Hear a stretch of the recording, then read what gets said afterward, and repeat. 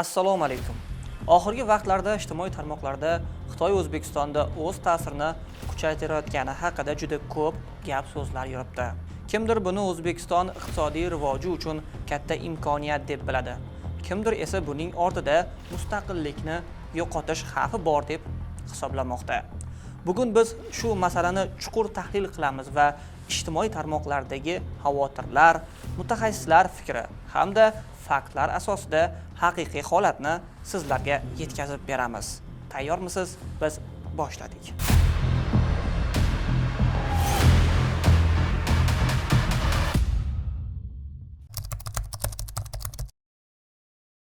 Kelayotgan investitsiyalar mazmun mohiyatiga ko'ra ular to'g'ridan to'g'ri investitsiyalar shaklida kirib kelishi mumkin yoki kredit tarzida kirib kelishi mumkin.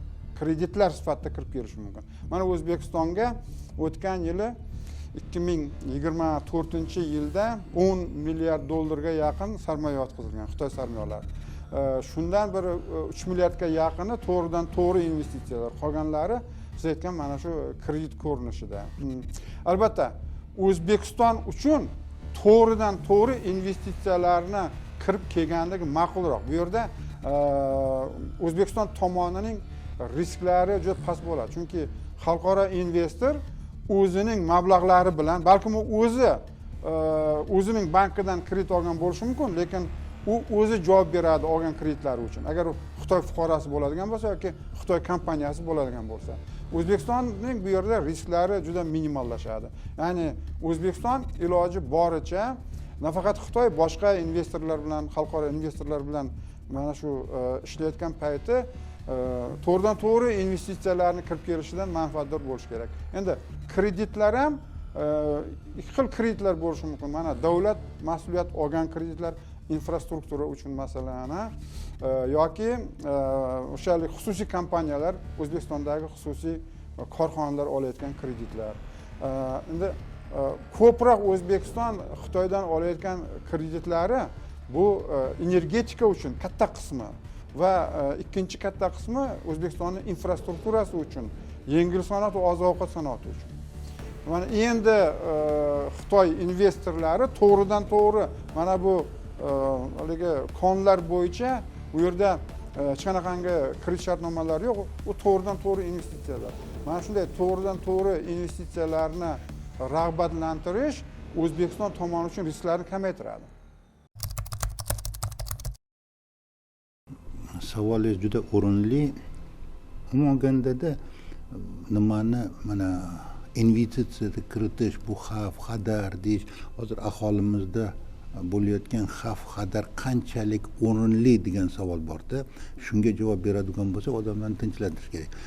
Xavf, xadar ko'pincha bilmaslikdan, muammoni tushunmaslikdan bo'lishi mumkin. Xitoy Markaziy Osiyoga asosiy savdo maydoni va energiya resurslari manbai sifatida qaraydi. Ma'lum. Chunki O'zbekiston va Markaziy Osiyo mineral resurslariga, qazilma boyliklariga juda boy region hisoblanadi, hudud hisoblanadi. Ko'p o'zbekistonliklar Xitoy haqida yaxshi ma'lumotga ega emas. Mana Xitoyshunos olim bor, Abdulahad Xo'jayev degan, eshitgan bo'lsanglar kerak. Shu Abdulahad aka bir o'zini Markaziy Osiyoda Xitoy omili degan monografiyani yozgandilar. Shu monografiyada bir narsani ta'kidlaganlar. Xitoy mintaqadagi mamlakatlar uchun strategik hamkorga aylandi. Biroq Markaziy Osiyo davlatlarining aksariyat aholisi bu davlat bilan yaxshi tanish emas. Uning sirli madaniyati, o'ziga xos xarakteri, tafakkuri, ayniqsa tarixini bilmaydi.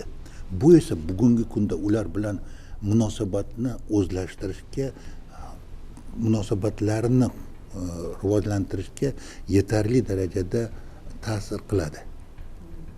Hattoki salbiy ta'sir qilishi ham mumkin. Bir oydan oshdi, ijtimoiy tarmoqlarda juda katta bir shunaqangi hayp ko'tarilyapti. Go'yoki mana Xitoyga O'zbekiston yerlarini sotib yuboryapti, O'zbekiston Xitoyga o'zining shu foydali qazilmalarini sotib yuboryapti degan. Endi avvalo bu yerda shu bozor iqtisodiyot, xalqaro bozor iqtisodiyot munosabatlarini tushunmaslik juda ko'p diletantcha fikrlar bor.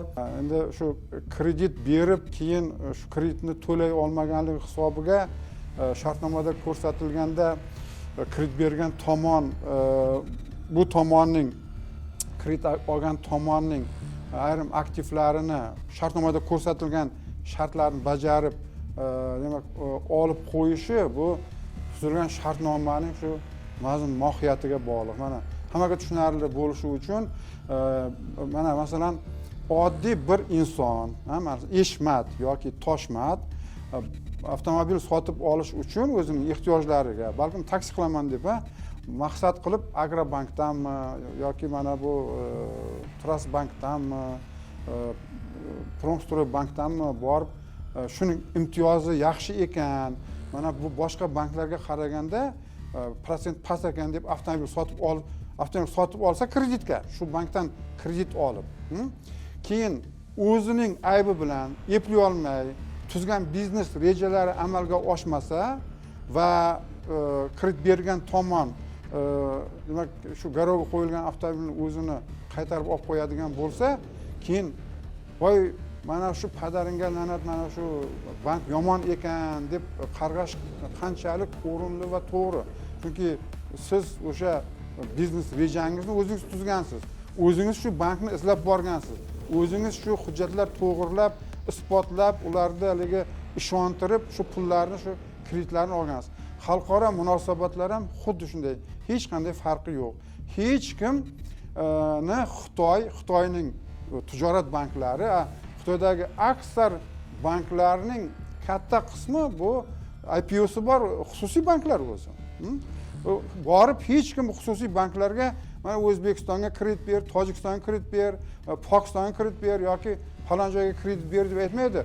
Bu davlatlarning o'zlari borib izlab topib, siz imtiyozingiz bor ekan, mana sizni prosentingiz past ekan, bizga mana bu loyiha uchun kredit bering deydi. Agar keyin u kredit oluvchi o'zining shu biznes rejalaridagi ko'rsatkichlarga chiqa olmasa, bu yerda bankni ayblash qanchalik to'g'ri? Bu demak mana shu ikkala tomon tuzgan shartnomalar doirasida buni bir noprofessional, primitiv talqin qilish noto'g'ri. Bu haligi ko'chaning shu haligi marginal qatlamlarning fikri. Hech kim, yana bir marta, hech kim dunyoda Xitoyning bir qandaydir bir qudratli, bir haligi sehrli gaplari yo'qki, kelib mana bizning bankdan kredit ol deb. Hamma bu banklarni izlab borib, yalinib, yalpayib kredit oladi. Bugungi kunda Xitoy dunyodagi eng rasmiy qarz yig'uvchi davlat hisoblanadi. Hisob-kitoblarga ko'ra, Xitoyning xorijdagi kredit portfelining 80% hozirgi vaqtda moliyaviy tang ahvolda bo'lgan mamlakatlarni qo'llab-quvvatlamoqda. Ularning umumiy qarzi $1 trillion oshadi. Nega rivojlanayotgan mamlakatlar g'arb banklariga emas, balki Xitoy banklariga murojaat qiladi? Vaholanki, Xitoy tashqi kreditlarni 2-5% stavkasi bilan taqdim etadi. Xalqaro valyuta jamg'armasi va Jahon bankida esa bu ko'rsatkich atiga 1-1,5% ni tashkil qiladi. Foiz stavkasi pastroq bo'lsa-da, nega Xitoy banklari hanuz eng talabkor banklar qatorida qolmoqda? Yuqoridagi savolning javobi murakkab emas. G'arb va xalqaro moliyaviy tashkilotlar kredit yoki moliyaviy yordam ajratish jarayonida qarzdor mamlakatlardan o'z iqtisodiy tuzilmasini qayta qurishni talab qiladi. Ammo iqtisodiyoti erkin bozor sharoitiga moslashmagan, lekin monopol struktura, proteksionizm va korrupsiya qurshab olgan mamlakat uchun yuqoridagi shartlar qabul qilib bo'lmas hisoblanadi. Xitoy esa aksincha bunday talablarni deyarli qo'ymaydi. Ularning shartlarini quyidagicha tasvirlash mumkin. Xohlaganingizcha qarzni sarflang, lekin biz mablag' ajratadigan bo'lsak, ishchi kuchi, mutaxassislar va materiallarni ham Xitoydan xarid qilasiz. Xavotir olmang, ular arzon va sizga ham foydali bo'ladi. Shunday sababdan Xitoy kreditlari ko'plab rivojlanayotgan mamlakatlar uchun jozibador bo'lib ko'rinadi. Boz ustiga Chin yurti kredit olgan davlatlar bilan qarzni qaytarish borasida deyarli murosa qilmaydi. Mablag' yo'qmi, uni tabiiy resursingiz bilan to'lang. Temir yo'l, zavodlar, portlar, yana nimalar bor edi?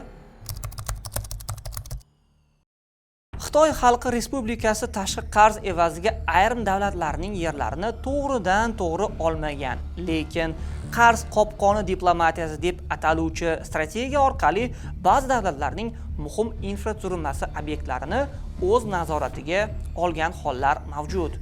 Bu holat asosan bir kamar, bir yo'l tashabbusi doirasida Xitoy banklari tomonidan berilgan yirik kreditlar bilan bog'liq.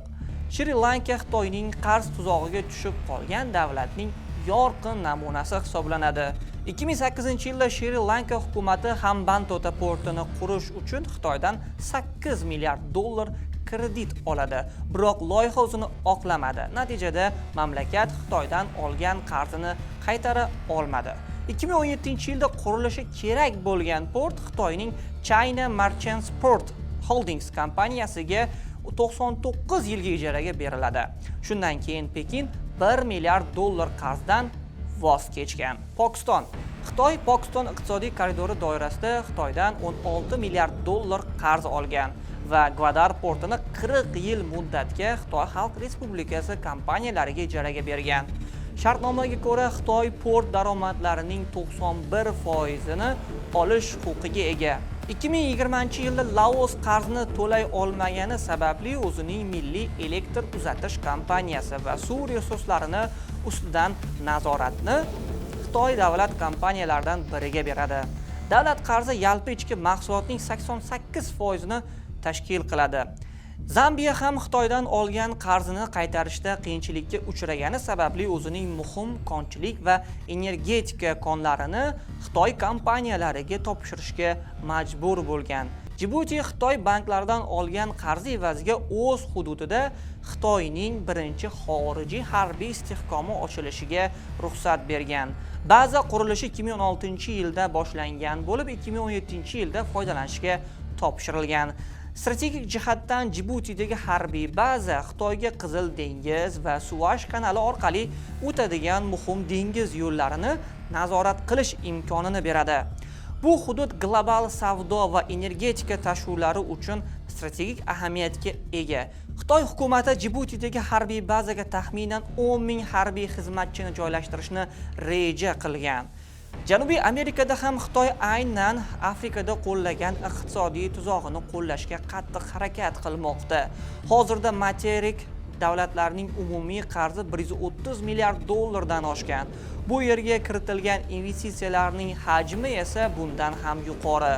Bu mamlakatlarda bir ustunlik borki, ular Afrikadan farqli o'laroq hali to'laqonli Xitoyning changalida emaslar va bu ularga aqlli iqtisodiy islohotlar yuritgan holda qarz qopqoni diplomatiyasidan qutulish imkonini beradi. Afrikani yarmisi hozir Xitoylik investitsiyalar asosida nima qilyapti? Ayrim davlatlarni, Afrikani davlatlarini yalpi ichki mahsulotini 90-80% Xitoylik investitsiyalar hozirgi kunda. Boshqachasiga yoki grubiroq qilib aytganda, Afrikani yarmisi Xitoyning qarzida. Qozog'iston birinchilar bo'lib o'z yerini nimaga berishni boshlagan? Xitoyga berishni boshladi. 1994-yilda 1-martda Qozog'istonning birinchi prezidenti ko'z oldingizga kelgan 948 kvadrat kilometr yerini Xitoy foydasiga berdi. Xitoyga berdi. Oradan 3 yil o'tib 1997-yilda yana 300 kvadrat kilometr yerini olganda qarangda bir почти deyarli 1,5 ming kvadrat kilometr yerini Qozog'iston bergan. Buni ichida qozoq va qirg'iz xalqi uchun juda ziyoratgoh bo'lgan tog' Tangri degan tog' bor. O'sha yerlarni ham bergan. 99-yil, 97-99-yil Qirg'izistonning birinchi prezidenti Asqar Akayev tantanali ravishda 161 kvadrat kilometr yerini bergan Xitoyga. Tojikiston bo'yicha ma'lum, hamma joyda gapiriladi bu narsa. Tojikiston bir necha marta birinchi o'sha 2000-yilda 200 kvadrat kilometr, keyin yana 100 kvadrat metr. 2011-yilda 1100, ko'z oldingizga kelib 1100 kvadrat kilometr yerni, ayniqsa bu yaxshi ular bilan chegaradosh bo'lgan Badaxshon viloyatidagi tog'li yerlarni Xitoyga berdi. Amalga oshirish kerak bo'lgan loyiha yoki olinayotgan investitsion loyiha, to есть o'sha bizga kirayotgan sarmoya yaxshi o'rganilishi kerak. Uni shart-sharoitlari, qanday shart-sharoitda ular berilyapti, yaxshi o'rganilish kerak. Kim beryapti, qancha beryapti, qanday shart-sharoitda beryapti, qancha muddatga beryapti. Agarda biz buni yaxshi o'rganib oladigan bo'lsak va qanday sharoitda biz uni qaytaramiz, qaytara olish imkoniyatimiz bormi yoki rahbariyatimiz investitsiya kiritiladi desa biz faqat investitsiya kiritish bilan shug'ullanishimiz kerak. Yo'q, yaxshilab o'rganib kiritilsa, o'shanda bunday sharoitga tushib qolmaymiz. Biz bundan keyin 10 yildan keyin, 5 yil yo 10 yildan keyin shuni qanday qaytarishni bilishimiz kerak. Agar bilmaydigan bo'lsak, mana o'sha Tojikiston, Qirg'iziston va o'zimizda ayrim kompaniyalarni Xitoy foydasiga o'tib ketayotganlari bunga misol bo'lishi mumkin. Misol tariqasida mana qarang, bizni Xitoy eng ko'p kiritayotgan sohalardan bittasi simon sohasi, bilasiz. O'zbekistondagi bor 38 ta zavodni 80% xitoylik investorlar qo'lida. O'zbekistonning ularning hammasi birlashib yiliga 36 million tonna simon ishlab chiqishadi. O'zbekistonga ehtiyoji 17-18 million tonna bor. Qolgani qayerga? Bizning simonimiz juda nima deydi, sifatli simon emas. Hammasi eng asosiysi xitoyliklar ishlayotgan zavodlarning hammasi ko'mir yoqishadi. Bu biz ekologiyamizga zarar-ku. Nega o'zlarida ko'mir ishlatmaydi ular? Chunki 12-13 yillarda agarda Xitoyga borgan bo'lsangiz, ko'radi. Xitoyda o'sha Pekin, Shanxay tepasi qop-qora bo'lib turardi. Hatto yerlarda ham qop-qora bo'lib yotardi. Lekin 13-14 yillarda ular qaror qabul qildi, simonni ishlatishni cheklash bo'yicha. Natijada bir 70%, 80% ular cheklashdi. Ko'mir ishlatishdi. Hozir borsangiz, ana o'tgan yili bordim dedingiz. Top-toza osmon. Bizda-chi nima uchun Toshkent dunyodagi eng iflos shaharlardan biriga aylandi? Shularni bir sabablardan bittasi mana shu ishlatayotgan ko'mir. Agarda hamma narsani ularga ochib beraversak, yo'limizni, bu investitsiyalar orqali hamma narsani yegan og'iz uyaladi deydi. Investitsiyalarni olib qo'ydik ularda. Qarzimizni berishimiz kerak. Qarzimizni berish kerak. Demak, ularga hamma joy ochilib qolaveradi. Ularga biz ochib beraveramiz hamma narsani. Tojikiston, Qirg'iziston, Qozog'iston misolida aytishimiz mumkin shu narsalarni. Qozog'iston mustaqillik yillarini o'zida 400 milliard kubometr gazni Xitoyga o'tkazdi. 400 milliard. 160 million tonna neft o'zi sotib oldi ularga. Hammasi olgan qarz, sarmoya evaziga.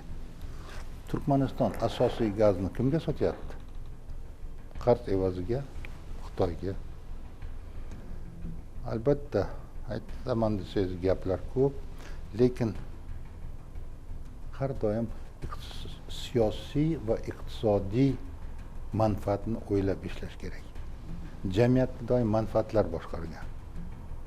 Xitoy bilan munosabatlarimizda ham shu manfaatlardan kelib chiqqan holda ular bilan iqtisodiy hamkorlik oson ekan deb emas, manfaatlarimizdan kelib chiqqan holda amalga oshirish lozim deb o'ylayman. Endi eng katta haligi argument mana shu Tojikiston o'zining 1% yerini Xitoy Tojikistonni olib qo'ydi degan shunaqangi bir gap yuradi. Endi avvalo bu Tojikistonning muammosi. Umuman olganda mana shu Sovet merosi sifatida Xitoy va Estir o'rtasida bahsli hududlar bor edi. Bu Tojikistonda, Qozog'istonda 2 ta hudud bor edi va Rossiyada 2 ta hudud bor. Jami Estirning 5 ta Xitoy bilan bahsli hududi bo'lgan.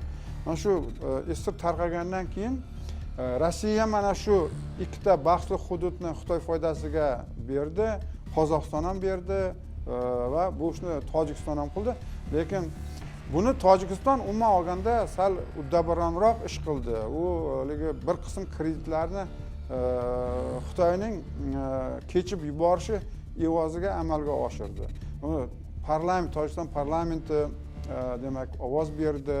Tojikiston prezidentining bunga demak buyrug'i chiqdi. Demak, yana bir tomoshabinlarga Tojikiston, Qozog'iston va Rossiyaga qaraganda mana shu 1% bahsli hududni SSRning merosi sifatida paydo bo'lgan bahsli hududni, chunki ular SSR bo'lgan payti ham shu hududni SSRdan so'rab kelgan, shu 1% hududni bu bizning hudud deb kelgan ular. Har doim tan olmagan hech qachon.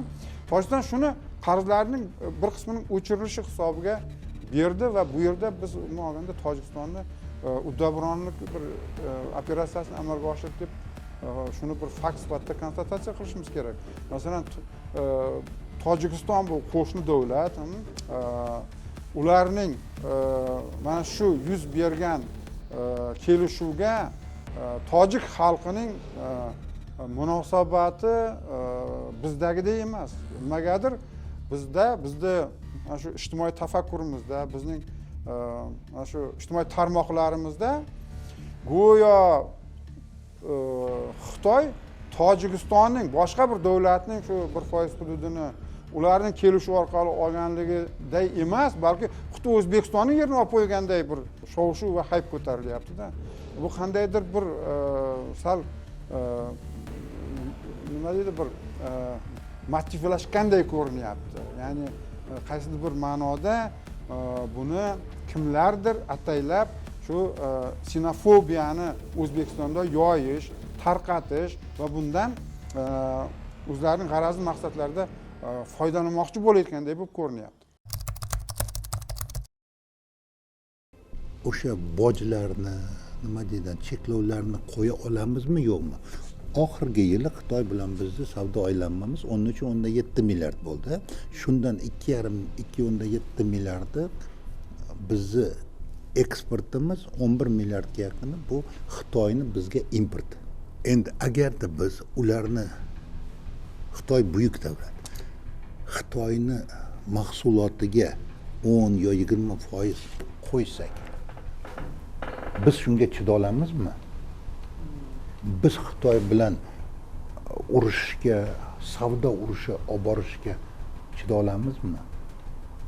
Bu juda katta savol.